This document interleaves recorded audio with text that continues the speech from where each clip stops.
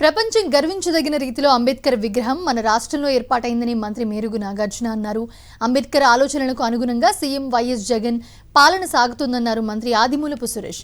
బడుగు బలహీన అనగారిన దళిత వర్గాలకు సీఎం పెద్దపీట వేశారని గుర్తు చేశారు.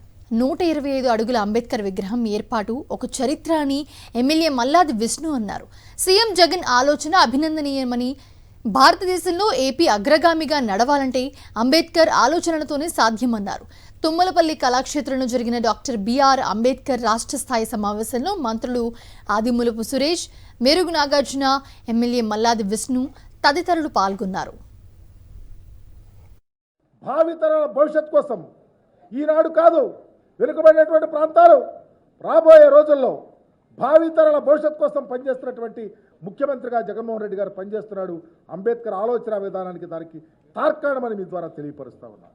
మేధావులు ఉన్నారు, సమాజం గురించి తెలిసిన వాళ్ళు ఉన్నారు, ఆలోచన పరులు ఉన్నారు. ఈ రాష్ట్రంలో పేదవాడి సహాయం చేసి పేదవాడి ఆకలి, కడుపు ఆకలి, పేదవాడి హృదయం, పేదవాడి సమాజంలో బ్రతికే తీరు, పేదవాడు ఉన్నతంగా ఉండే ఆలోచనలు ఆంధ్రప్రదేశ్ రాజకీయాల్లో బాబాసాహెబ్ ఆలోచన విధానంతో ముఖ్యమంత్రి గారు పరిపాలన చేస్తామని చెప్పడానికి గర్విస్తూ ఉన్నాం. అందుకనే ఆంధ్ర రాష్ట్ర చరిత్రలో మున్నెన్నడూ లేని విధంగా భారతదేశంలోని ఒక ప్రత్యేకమైన ఆలోచన తీసుకొని వచ్చి ఆంధ్రప్రదేశ్లో ఒకప్పుడు అంబేద్కర్ గారు మోసపోయాడు.